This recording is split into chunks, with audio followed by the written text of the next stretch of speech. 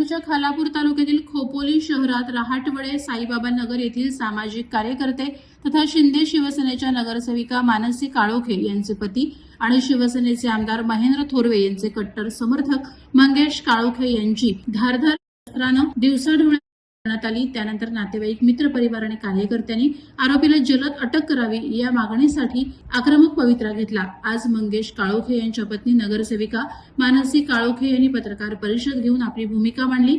या प्रकरणातील master mind आणि मुख्य आरोपींना शोधून कडक कारवाई करण्याची मागणी त्यांनी केली। यावेळी सर्व आरोपींना फाशी शिक्षा झालीच पाहिजे, तसंच सदर खटला फास्ट ट्रॅकवर चालवून जलद कारवाई करावी अशी मागणी मानसी काळोखे आणि कुटुंबियांनी केली। त्यांचा तपास सुरूच आहे, पण त्याने अजून लवकरात लवकर करायला 12 दिवस झाले अजून भेटत नाहीत।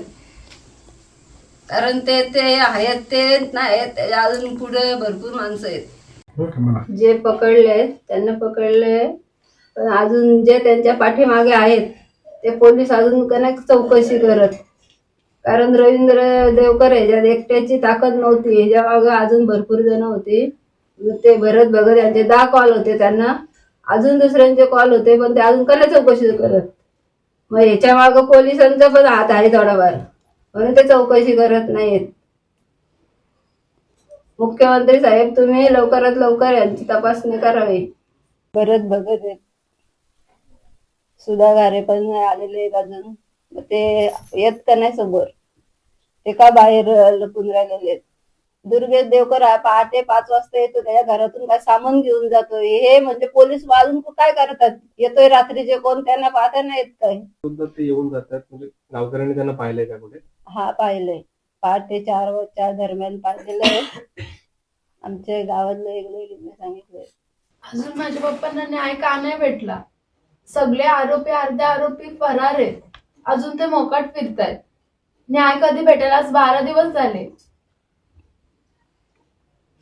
माझ्या पप्पांच्या आरोप्यांना फाशीची शिक्षा झालीच पाहिजे, एवढं निर्गुणपणे मारले त्यांना।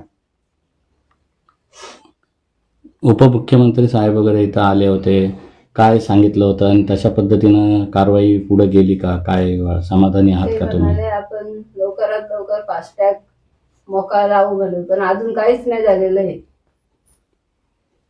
एक म्हणजे बापाची एक मुलीला सोडायला शाळेत जाऊ नाही शकत काय, तुम्ही आयत असं काय?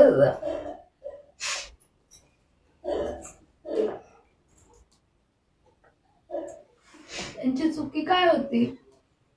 त्यांनी गावासाठी सगळं केलं, घरात कमी आणि गावासाठी जास्त, हीच त्यांची चुकी होती का?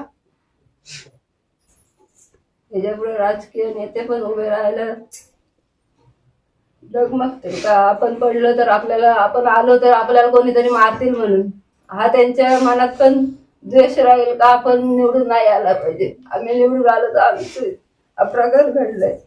माझं मत आहे का आम्ही काल कोर्टात गेलेलो, त्यांची तारीख होती, सुधाकर घारे, भरत भगत यांची, ते अटकपूर्व बेल मारत होते। तर त्यांचा रोल आता SP मॅडमने सांगितलंय का अजून आम्हाला काय तपास भेटला नाही त्यांचा, तर तुम्ही न पकडता कसं सांगू शकता का त्यांचा तपास नाही भेटलाय आम्हाला, अजून त्यांचा हात नाही याच्यात? त्यांना पकडा आणि त्याच्यानंतर हे चौकशी करा, त्याच्यात त्यांचा हात आहे हे मी 100% सांगू शकतो। असे 10 कॉल भरत भगत यांचे 26 तारखेला गेलेले आहेत रवी देवकर यांना, असे 10 कॉल गेलेत आणि ज्या दिवशी घटना झाली त्याच दिवशी घरी गेलेले आहेत ते रवी देवकर, भरत भगत यांच्या। भरत भगत हे त्यांचा हात 100% आहे, अजून त्यांचा तपास कधी होईल? SP मॅडम काय करताय त्याच्यात? आज ते जर त्यांना अटकपूर्व बेल दिली, ते येऊन आम्हाला मारतील। माझ्या 2 बहिणी आहेत, त्यांना धमकी देऊन गेलेले आहेत काय लोक, रवी देवकर यांच्या सोबत ते 4ही घरं गायब केलेली आहेत त्यांनी धमकी देऊन गेलेले आहेत, आम्हाला जीवाला धोका आहे आमच्या।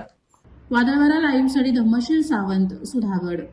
नवी मुंबई व रायगड जिल्ह्यातील ताज्या बातम्या आणि घडामोडींसाठी सबस्क्राईब करा वादळवारा लाईव्ह चॅनल आणि दाबा बेल आयकॉन।